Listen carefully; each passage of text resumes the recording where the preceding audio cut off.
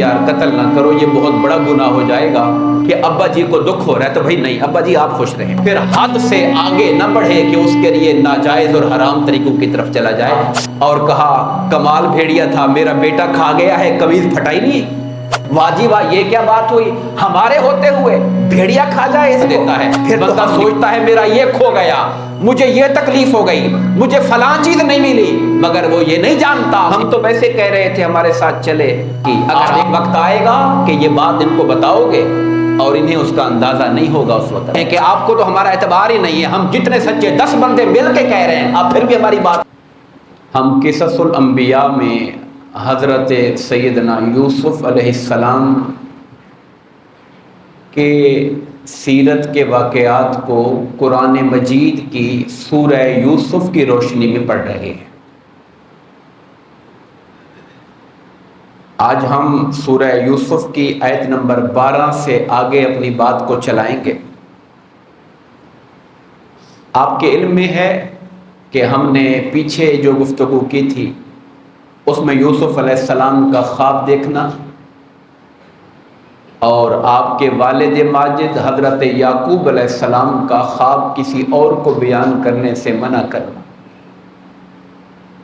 بھائیوں کا آپ کی شان و مرتبے سے حسد کرنا اور ان کا باہم یہ مشورہ کرنا کہ ہمارے والد صاحب یوسف اور اس کے بھائی سے زیادہ محبت کرتے ہیں، اور معاذ اللہ اس معاملے میں ہمارے والد صاحب معاذ اللہ کھلی گمراہی کا شکار ہے۔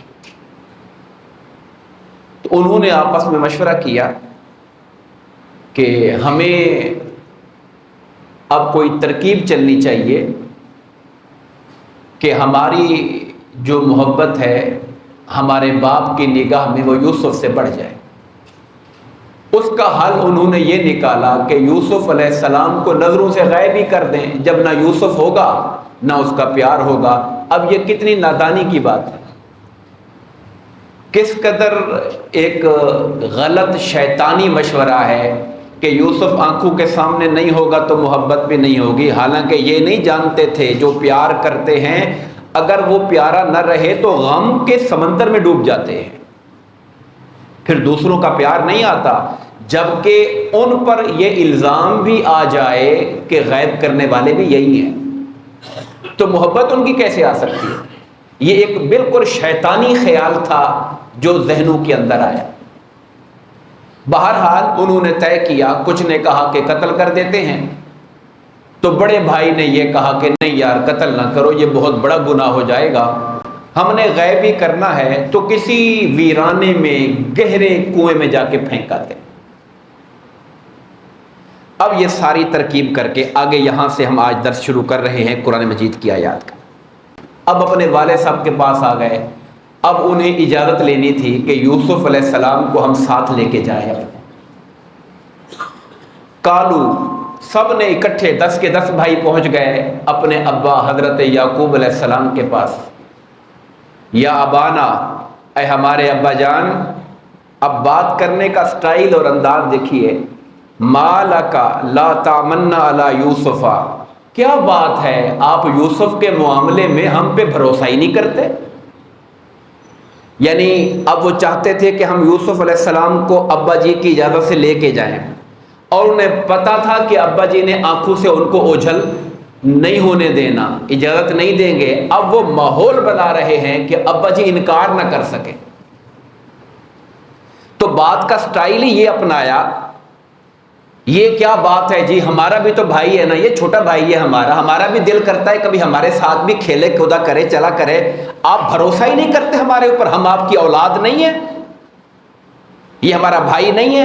اب جب آپ باپ کے سامنے ایسے بات رکھیں گے، اب باپ بھی یعقوب علیہ السلام جیسا پیغمبر ہو، ایک شائستگی بھی ہوتی ہے، شرافت بھی ہوتی ہے، ایک لحاظ بھی ہوتا ہے، تو آپ کو طریقے سے ایک بات کو رد کرنا ہوتا ہے۔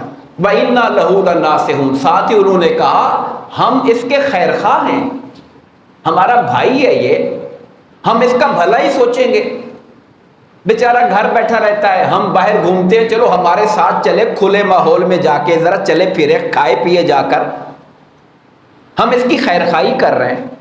اب دونوں طرح سے دو حملے کر دیے، ایک حملہ تو یہ کیا، یہ کیا بات ہے جی آپ ہم پہ بھروسہ ہی نہیں کرتے، دوسرا یہ کیا ہم اس کے خیر خواہ ہیں، کوئی دشمن تھوڑی ہے، بھائی ہے ہمارا چھوٹا یہ۔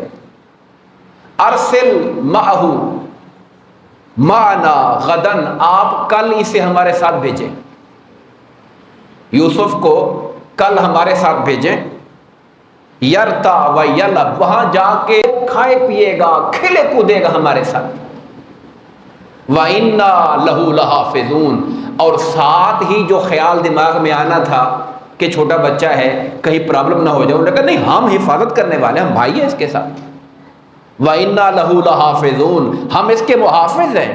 یعنی جو اگلا سوال حضرت یعقوب نے کرنا تھا اس کو بھی انہوں نے جواب دے دیا پہلے سے، تاکہ ابا جی کو انکار کرنے کی وجہ نہ ملے کوئی۔ ہر طرح سے ان کی یہ، اگر آپ اس کو سائیکولوجیکلی دیکھیں، کوئی ماہر نفسیات اس قرآن کی آیت کو پڑھے گا تو وہ سمجھے گا کہ بچوں نے گیم کیا کی اپنے باپ کے ساتھ۔ یوسف علیہ السلام کو ہر حال میں لے کے جانا ہے، دل میں منصوبہ شیطانی آیا ہوا ہے کہ اسے ہم نے غائب کرنا ہے، ختم کرنا ہے۔ اب جانتے ہیں کہ ابا جی یوسف علیہ السلام کو آنکھوں سے اوجھل نہیں ہونے دیتے، تو انہوں نے اپنی گفتگو، اپنے الفاظ، سارا چناؤ ایسے کیا کہ ابا جی کے لیے انکار کرنے کا موقع نہ رہے، مجال نہ رہے انکار کی۔ قالا، اب یعقوب علیہ السلام کا جواب سنیے۔ قالا، یعقوب علیہ السلام نے کہا، انی لیحزننی، مجھے یہ بات غمگین کرتی ہے، ان تذہبوا بہ، کہ تم اسے لے کے میرے پاس سے جاؤ، مجھے اس سے بڑا غم ہوتا ہے۔ یعنی یوسف آنکھوں سے اوجھل ہو، میرا دل ویسے ہی ڈوبنے لگ جاتا ہے۔ کیا محبت تھی حضرت یعقوب کے دل میں، ایک لمحہ آنکھوں سے ہٹانا نہیں چاہتے تھے۔ کہا تمہارا اس کو لے جانا مجھے غم دیتا ہے۔ اچھا اگر شریف اولاد ہو تو اتنی بات ہی کافی تھی کہ ابا جی کو دکھ ہو رہا ہے تو بھائی نہیں ابا جی آپ خوش رہیں، ہم تو ویسے کہہ رہے تھے ہمارے ساتھ چلے، اگر آپ کا دل راضی نہیں ہے تو کوئی بات نہیں۔ جب باپ کہہ رہا ہے کہ مجھے غم ہوگا اس بات سے کہ تم اس کو لے کے جاؤ، تو باپ کو غم زدہ کر کے لے کے جانا کون سی خوشی ہے؟ اتنا جملہ کافی تھا اگر اولاد حیا والی اور شرم والی ہو تو۔ یعقوب علیہ السلام نے آگے کہا وَأَخَافُ، اور مجھے یہ بھی ڈر لگتا ہے، أَن يَأْكُلَهُ الذِّئْبُ، اسے کوئی بھیڑیا ہی نہ کھا جائے۔ تم جنگل لے کے جا رہے ہو، تم جوان تگڑے ہو، تم اپنے کسی شغل میں لگ جاؤ، یہ چھوٹا بچہ ہے اکیلا ہو جائے۔ آگے لفظ بولا وَأَنْتُمْ عَنْهُ غَافِلُونَ، تم اس سے بے خبر ہو جاؤ وہاں جا کر، اور کوئی بھیڑیا آ جائے اور اس کو اچک کے لے جائے، مجھے اس کا بھی ڈر لگ رہا ہے۔ پہلے غم کا بیان کیا کہ اس کا لے جانا بذات خود مجھے دکھی کرتا ہے، اور آگے اندیشے کا ذکر کیا، مجھے یہ بھی خوف ہے کہ تم اپنی عمر کے حساب سے جوان تگڑے ہو، تم اپنی بھاگ دوڑ کرو گے، اس سے بے خبر ہو جاؤ گے، کہیں اسے بھیڑیا نہ کھا جائے۔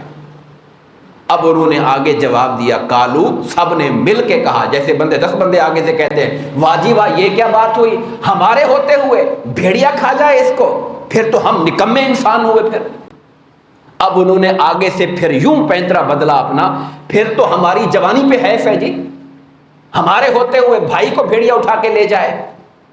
اب یعقوب علیہ السلام کیا ان کو جواب دیں؟ وہ آگے سے ہر بات کے اوپر اپنے آپ کو الٹا جواب دے دیتے ہیں آگے سے کہ نہیں ایسے نہیں، ایسے ہو جائے گا۔ قالوا لئن اکلہ الذئب، ان لڑکوں نے مل کے کہا اگر اسے بھیڑیا کھا گیا، ونحن عصبۃ، ہم جیسا جوانوں کا جتھا بھی اس کے ساتھ ہو، وَإِنَّا إِذًا لَخَاسِرُونَ، پھر تو ہم جیسے ناکارہ اور نکمے بندے ہی کوئی نہ ادھر یہاں، یہ کیسے ممکن؟ یہ وہ ساری صورتحال تھی جس میں یعقوب علیہ السلام کے پاس کوئی چارہ نہ رہا کہ وہ یوسف علیہ السلام کو ان کی فرمائش پہ ان کے ساتھ روانہ کرتے۔ بائبل میں یہ آیا کہ جب یعقوب علیہ السلام نے یوسف علیہ السلام کو بھیجا تو اس وقت ان کی جو عمر ہے وہ تقریباً 17 سال تھی۔ یہ بائبل کا بیان ہے، قرآن و حدیث میں اس کے بارے میں ذکر نہیں ہے۔ اب یہاں پر آگے قرآن مجید یہ کہتا ہے فلما ذهبوا به، جب وہ یوسف علیہ السلام کو لے کر گئے، اب جب تک باپ کی نگاہ پڑتی رہی تب تک تو بھائی بھائی کندھے پہ ہاتھ رکھ پیارا بھائی کہتے ہوئے لے کے جا رہے ہیں، جب اوجل ہو گئے اور دیکھا کہ اب اس کی آواز بھی گھر تک نہیں پہنچے گی، پھر اس کو تھپڑ مارنا شروع کر دیا، ظلم و ستم کرنا شروع کر دیا، لو جی اب تیرے سامنے ستارے سجدے کریں گے، دکھا ذرا اب تو، پھر اس کو طنز کے تیر بھی مار رہے ہیں، ظلم بھی کر رہے ہیں، زیادتی بھی کر رہے ہیں۔ وَأَجْمَعُوا، سب نے مل کے فیصلہ کیا اَن يَجْعَلُوهُ فِي غَيَابَاتِ الْجُبِّ، کہ اسے کسی کنویں کی گہرائی میں ڈالتے ہیں، ہاتھ پاؤں ان کے باندھے، ہاتھ پاؤں باندھ کے ان کو کنویں کے اندر ڈال دیا۔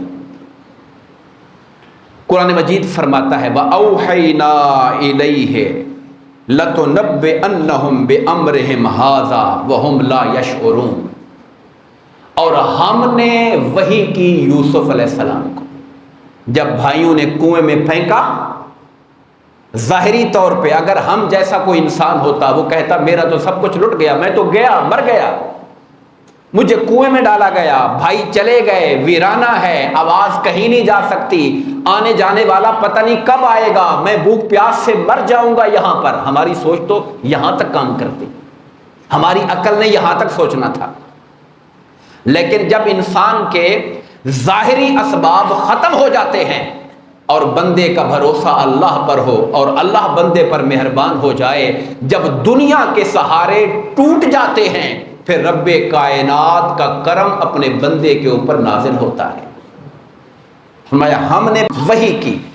اب یوسف، اب وحی ہم سمجھتے ہیں کہ وحی نبوت کی وحی ہوتی ہے، عام طور پہ اللہ تعالیٰ نبیوں کو وحی کرتا ہے جو وحی نبوت ہوتی ہے۔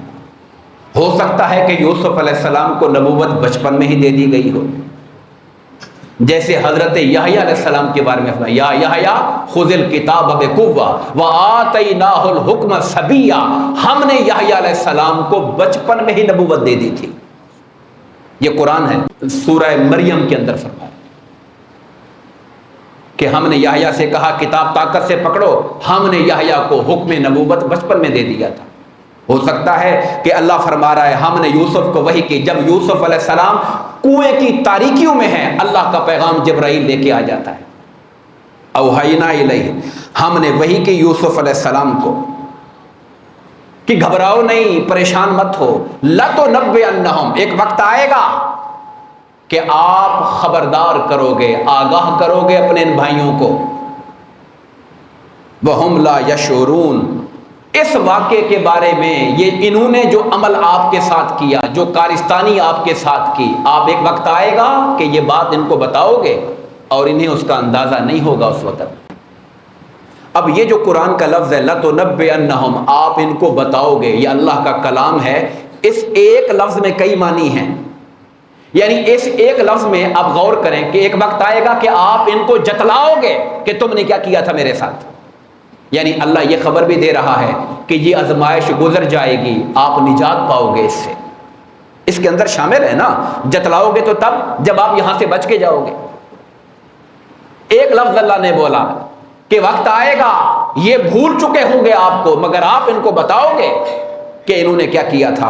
اس میں نجات کا بھی آ گیا، اس میں اعلیٰ رتبہ دینے کا بھی آ گیا، اس میں بھائیوں کا آپ کے سامنے جھکنا بھی آ گیا کہ یہ آپ کے سامنے کھڑے ہوں گے، آپ ان کو کہو گے کہ تم نے یہ کیا تھا۔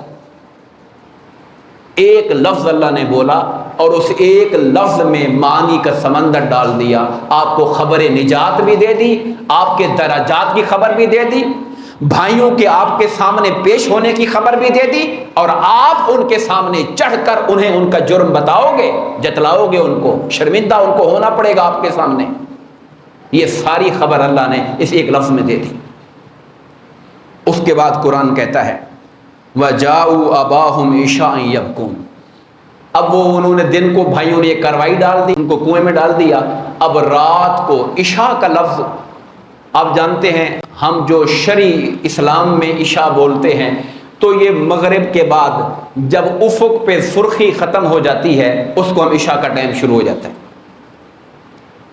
1.25 گھنٹے سے کم، یعنی مغرب کے بعد عشاء کا ٹائم شروع ہونے میں کم سے کم 1.25 گھنٹہ ہوتا ہے. ہمارے یہاں بعض لوگ پریشان ہوتے ہیں جی جلدی کریں نماز کا ٹائم چلا گیا، اور تھوڑی دیر ہو جائے تو سوچتے ہیں شاید اب تو مغرب نہیں پڑھ سکتے، ٹائم ختم ہو گیا. نہیں، 1.25 گھنٹہ سردی ہو یا گرمی ہو کم سے کم مغرب کا ٹائم رہتا ہے، اس کے بعد عشاء شروع ہوتی. 1.25 گھنٹے سے کم نہیں ہوتا، 1.5 گھنٹہ ہو جاتا ہے، 1 گھنٹہ 35 منٹ ہو سکتے ہیں، لیکن 1.25 گھنٹے سے کم ٹائم مغرب کا کبھی نہیں ہوتا ہے پوری سردی گرمی کے اندر. مگر یہاں جو عشاء بولا، یہاں عشاء سے مراد نماز نہیں ہے، یہاں عشاء سے مراد رات ہے. رات کا جو پہلا پہر ہوتا ہے اس کو کہا گیا. اب جب بندہ دور کسی چراگاہ میں جائے اور مغرب تک جانور چراتا رہے تو واپس پیدل آتے آتے 1.5 گھنٹہ لگ جاتا ہے، تو وہ جو ٹائم تھا اس کو انہوں نے عشاء کہا. عشاء کو وہ آئے، اب ڈرامہ کر رہے تھے، روتے دھوتے دھاڑے مارتے آ رہے ہیں، ہائے ہمارا بھائی، ہائے ہمارا بھائی، روتے دھاڑتے چیختے مارتے آ رہے ہیں. یعقوب علیہ السلام نے آواز دی، کیا ہو گیا؟ ابھی پریشان ہو گئے آپ. انہوں نے کہا کالو، اب سارے مل کے اکٹھے ہو کے، اب کوئی ایک بندہ بات کرے دوسرا چپ کر جائے تو آپ تھوڑا ڈانٹتے ہیں کہ بھائی یہ کیا ہوا، تم بتاؤ تم بتاؤ. سارے اکٹھے ہی لگے ہوئے ہیں. ابا جی برباد ہو گئے، تباہ ہو گئے. انا ذہبنا، ہم بھائی کو لے کر گئے تھے، نستبقو، ہم نے وہاں جا کر آپس میں دوڑ کا مقابلہ شروع کر دیا. بھائیوں نے کہا دوڑ لگاتے ہیں، آگے کون جاتا ہے. ہم نے دوڑ لگا دی، پیچھے یوسف اکیلا رہ گیا، بھیڑیا آیا کھا گئے. یعنی ایسے بدھو بیوقوف قسم کے کہ انہیں بہانہ بھی اور کوئی نہیں بنا. جو یعقوب علیہ السلام نے پہلے کہا تھا وہی بات دہرا دیا. انہوں نے کہا ابا جی کے دماغ میں تو پہلے ہی ہے بھیڑیے والی بات، تو وہی جا کے کہتے ہیں جا کے دوبارہ. کہا ہم نے آپس میں جا کے گیم کی کہ ہم مقابلہ کرتے ہیں دوڑ کا. ہم نے دوڑ لگائی، ہم آگے دور نکل گئے، پیچھے سامان کے پاس چھوڑ کر گئے تھے یوسف علیہ السلام کو، اکیلا رہ گیا بیچارہ. تو اس وقت بھیڑیا آیا اور آ کے کھا گیا. وَتَرَكْنَا يُوسُفَ عِنْدَ مَتَاعِنَا، ہم نے یوسف کو سامان کے ساتھ چھوڑا تھا کہ بھی یہ جوتے شوتے یہ رکھے ہوئے ہیں، ڈنڈے لکڑیاں رکھی ہوئی ہیں، سامان آپ یہاں بیٹھو، ہم مقابلہ کر کے دوڑ دیتے پہلے نمبر پہ کون آ، پھر ہم آتے ہیں واپس. اب والد صاحب کو یہ آ کر جھوٹا بہانہ بنا رہے. فَأَكَلَهُ الذِّئْبُ، اور اسے پھر آ کے بھیڑیا کھا گیا. اور ساتھ ہی کہا وَمَا أَنْتَ بِمُؤْمِنٍ لَنَا، آپ نے ہماری بات ماننی تھوڑی ہے. یعنی پھر بجائے کہ یعقوب علیہ السلام کچھ کہتے، خود ہی آپ نے ہمارا یقین تھوڑا کرنا ہے. وَلَوْ كُنَّا صَادِقِينَ، اگرچہ ہم سچ بول رہے ہیں مگر آپ کو تو ہماری سچ پر بھی اعتبار نہیں نہ آنا. اب یعقوب علیہ السلام کو لاجواب کرنے کی کوشش کر رہے ہیں کہ ابا جی ہم پہ کچھ اور، ہم پر غصہ نہ کر سکیں. ہم ان کو پہلے ہی کہیں کہ آپ کو تو ہمارا اعتبار ہی نہیں ہے، ہم جتنے سچے 10 بندے مل کے کہہ رہے ہیں، آپ پھر بھی ہماری بات نہیں مانیں گے.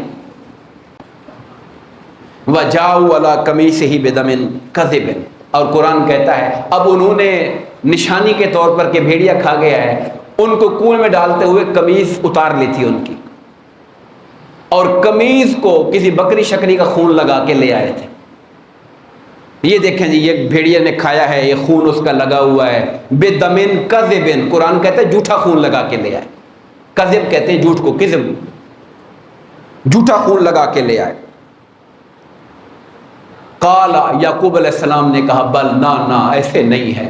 سولت لکم انفسکم امرا، یہ تمہارے دل نے خود سے بات گھڑی ہوئی. نہیں ہو سکتا ایسا ممکن نہیں ہے. بعض اب روایات میں یہ آتا ہے آپ نے قمیض کو اٹھا کے ایسے ایسے دیکھا اور کہا کمال بھیڑیا تھا، میرا بیٹا کھا گیا ہے، قمیض پھٹا ہی نہیں. قمیض تو ویسے کا ویسے ہی آیا ہوا ہے، قمیض کے اندر سے نکال کے میرے بیٹے کو اس نے کھایا اور قمیض سلامت تم لے کر آ گئے ہو. یعنی جب انسان جرم کرتا ہے تو مجرم کوئی نہ کوئی اپنے نشان تو چھوڑ جاتا ہے. جرم کرنے والا اپنا نشان چھوڑ جاتا ہے. اب وہ انہوں نے یہ تو چالاکی کی کہ خون لگا کے لے آئے، ابا جی کو دکھائیں گے کہ جناب بھیڑیا کھا گیا، دیکھیں خون خار ہوا ہے، مگر قمیض پھٹا نہیں تھا. اب جانور حملہ کرے گا تو پہلے تو قمیض آئے گا آگے، بعد میں انسان آئے گا. تو قمیض سلامت تھا، بندہ غائب تھا. انہوں نے کہا سولت لکم انفسکم، تمہارے دل نے خود سے یہ باتیں گھڑی ہوئی. مگر آپ نے آگے ایک جملہ بولا فصبر جمیل واللہ المستعان علی ما تصفون، بس میں صبر کروں گا، خوبصورت صبر، اور جو تم باتیں کر رہے ہو اس پر میں اللہ سے مدد مانگوں گا۔ یہاں پر ایک ذہن میں جب پڑھ رہا تھا دل میں خیال آیا کہ یعقوب علیہ السلام نے کوئی بھاگ دوڑ زیادہ نہیں کی، ان کو بھگاتے یا خود چلے جاتے، کوئی ڈھونڈتے تلاش کرتے، آپ نے کوئی اس طرح کی کاروائی زیادہ مجھے محسوس نہیں ہوئی۔ آپ کا یہ جملہ کہنا فصبر جمیل، بس میں صبر اختیار کرتا ہوں، واللہ المستعان، اللہ سے مدد مانگتا ہوں، جو تم باتیں کر رہے ہو میں خدا سے مدد مانگتا ہوں۔ مجھے کہیں پڑھنے کو تو نہیں ملا، مگر خود سے میرے دماغ میں یہ خیال آیا کہ اس وقت آبادیاں اس طرح کی نہیں تھی، آپ ہی کا اپنا خاندان تھا جو وہاں پہ رہتا تھا، اور آپ کے اپنے 10 بیٹے تھے جن کی اولادیں تھیں۔ اب 10 کے 10 جب آپ کے مخالف ہو جائیں، آپ کس کو بھیجیں وہاں پر؟ اور کوئی وہ کلچر تو نہیں تھا کہ تھانہ کچہری وہاں پر کوئی، وہاں پہ آبادیاں ہیں آپ جا کے ڈھونڈتے، اب کسی گہرے کنویں میں جا کے ڈال آئے، اب آپ کو خبر ہی نہیں ہے، ڈھونڈے تو کہاں ڈھونڈیں، تلاش کریں تو کہاں تلاش کریں؟ جنہوں نے تلاش کرنی تھی وہی تو مجرم ہیں، وہی تو چور ہیں، وہی تو مجرم ہیں جن کو بھیجنا تھا آگے۔ اس لیے آپ نے سوچا کہ اس وقت بھاگ دوڑ کا فائدہ کوئی نہیں رہا، معاملہ اللہ پہ چھوڑو اور صبر اختیار کرو۔ اور دوسری بات آپ یہ بھی جانتے تھے یہ جو کچھ کہہ رہے ہیں یہ جھوٹ بول رہے ہیں، اور یوسف قتل نہیں ہو سکتا، اس لیے کہ اللہ نے وعدہ کیا ہوا ہے اسے نبی بنائے گا، اسے اللہ تخت و تاج دے گا جس کے سامنے سب جھکیں گے، اس لیے یہ ہو نہیں سکتا کہ یوسف قتل ہو چکا۔ یہ بھی آپ اپنے نبوی علم سے اس بات کو جانتے تھے، اور آپ نے جان لیا اللہ کی حکمت ہے۔ بہرحال آپ نے کہا فصبر جمیل واللہ المستعان علی ما تصفون۔ اب یہ جو ہماری گفتگو کا آخری حصہ ہے یہ سمجھ لیں کہ پورے واقعے کا ایک کرکس اور نچوڑ ہے۔ اللہ قرآن کے واقعے صرف واقعے کے لیے بیان نہیں کرتا، ہمارے لیے سبق ہوتا ہے، پیغام ہوتا ہے۔ یاد رکھیے جب انسانوں پر کوئی تنگی آتی ہے، کوئی تکلیف آتی ہے، پہلی بات تو ہمارے آقا نے فرمائی کبھی تکلیفوں کی تمنا نہ کرو، کبھی دشمنوں کا سامنا کرنے کی خواہش نہ کرو، چونکہ کچھ پتہ نہیں ہوتا۔ پہلے تو انسان بڑی بڑی چھوڑتا ہے نا کہ جناب ہمارا ہو جائے تو ہم دکھائیں گے کیا ہوگا کیسے ہوگا، لیکن جب دشمن سے سامنا اور مقابلہ ہوتا ہے پھر حالات بڑے مشکل ہو جاتے ہیں۔ کہا کبھی دشمن سے مقابلے کی تمنا نہ کرو، اور یہ بھی حدیث میں آیا کبھی اللہ سے موت بھی نہ مانگو، اس لیے کہ انسان کو پتہ نہیں میرے لیے زندہ رہنے میں خیر ہے کہ مرنے میں خیر ہے۔ اللہ کا جو فیصلہ ہے وہ قبول کرنا چاہیے۔ اگر کہنا بھی پڑ جائے تو یوں کہنا چاہیے یا اللہ جب تک زندگی میں خیر ہے تو زندہ رکھ، اور اگر مرنے میں خیر ہے تو مجھے اٹھا لے، اس طرح کہنا چاہیے۔ ڈائریکٹلی نہیں مانگنی چاہیے، ڈائریکٹلی مصیبت کا سامنا نہیں مانگنا چاہیے، لیکن فرمایا اگر مصیبت آ جائے پڑ جائے تو پھر صبر اور حوصلے کے ساتھ اس کا مقابلہ کرنا چاہیے۔ پھر انسان ہائے بائے نہ کرے، پھر صبر کے ساتھ ڈٹ جائے اور جم کر اس کے سامنے کھڑا ہو، اللہ سے مدد مانگے۔ پھر تو حضرت یعقوب علیہ السلام نے ہمارے لیے اسوہ دیا کہ انسان کی اپنی جو بس اور جو طاقت اور کوشش ہے اس کے مطابق انسان ہمت کرتا ہے۔ اچھا صبر کا مطلب یہ قطعاً نہیں ہوتا کہ انسان اپنی کوشش اور تدبیر چھوڑ دے، نہیں، کوشش اور تدبیر جہاں تک ممکن ہے وہ اختیار کرے، اور کرنے کے بعد پھر حد سے آگے نہ بڑھے کہ اس کے لیے ناجائز اور حرام طریقوں کی طرف چلا جائے۔ صبر اصل میں یہ ہوتا ہے، اس کو صبر کہا جاتا ہے۔ قرآن مجید میں اللہ پاک نے صبر کو بہت بڑا موضوع بنایا قرآن میں، یعنی آپ کہہ لیں کہ صبر اور اللہ سے مدد مانگنا یہ دو بنیادی اصول ہیں جو اللہ تعالی ہمیں دے رہا ہے جب پریشانیاں گھیر لیں، جب تنگیاں تکلیفیں گھیر لیں، پھر صبر سے کام لو، اللہ سے مدد مانگو۔ وہ قرآن مجید میں آتا ہے نا اذا اصابتهم مصیبت قالوا انا للہ وانا الیہ راجعون، جب ان پر کوئی مصیبت آ جاتی ہے تو وہ کہتے ہیں ہم بھی اللہ کے، اور ہم نے اللہ کی طرف ہی لوٹ کے جانا ہے۔ انسان اللہ کی طرف رجوع کرتا ہے۔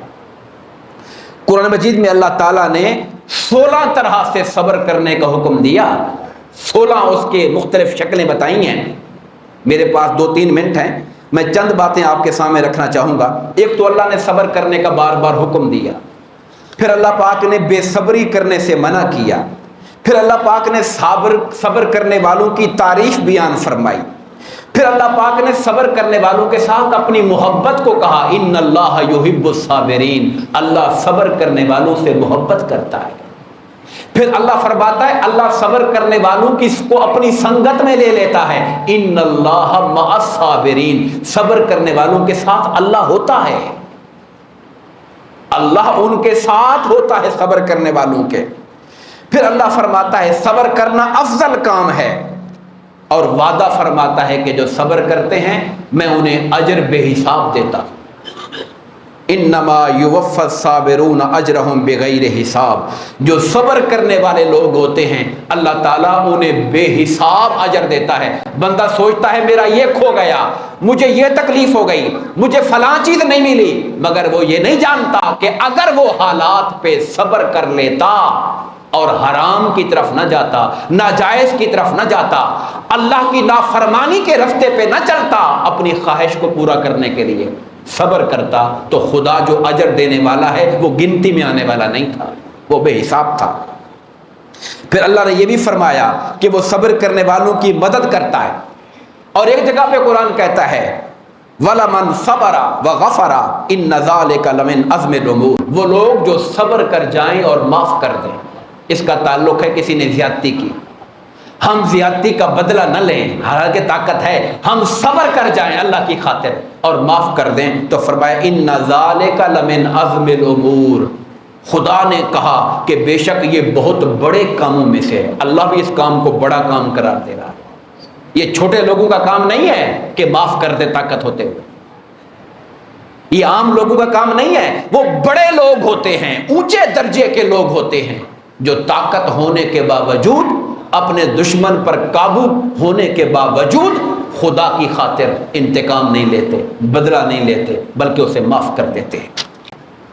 اور یہ بھی قرآن مجید فرماتا ہے کہ جب انسان جنت میں پہنچ جائے گا تو ملائکہ انسان سے جب گفتگو کریں گے, وہ آیت سننے والی, والملائکۃ یدخلون علیہم من کل باب, ملائکہ جنتیوں کے محل کے ہر دروازے سے ان کے پاس جائیں گے اور کہیں گے سلام علیکم بما صبرتم, اے جنت والو سلام ہو تم پر, تم دنیا میں صبر کرتے رہے تھے. انسان سجدے بھی کرتا ہے, نمازیں بھی پڑھتا ہے, روزے بھی رکھتا ہے, یہ نہیں کہا سلام ہو تم روزے دار ہو, سلام ہو تم نمازی ہو, کیا کہا سلام ہو تم پر, تم دنیا میں خواہشات نفس پر صبر کرتے رہے. تم نفس کہتا تھا یہ کر لو, مگر تم صبر کرتے رہے, تم نے نفس کی نہیں مانی, تم اللہ کے کہنے پر چلتے رہے, تم صابر لوگ تھے, سلام ہو تمہارے صبر کو. اس لیے آج تم جنت کے اندر آئے ہوئے ہو. دعا فرمائیے اللہ تبارک و تعالی ہمیں یعقوب علیہ السلام کا جو یہ جملہ ہے فصبر جمیل واللہ المستعان, صبر جمیل اختیار کرو اور مدد مانگو رب کائنات کی ذات سے. اسے اپنی زندگی کے جو مشکل حالات آتے ہیں اس میں اپنانے کی توفیق عطا فرمائے. آمین. وما علینا الا البلاغ.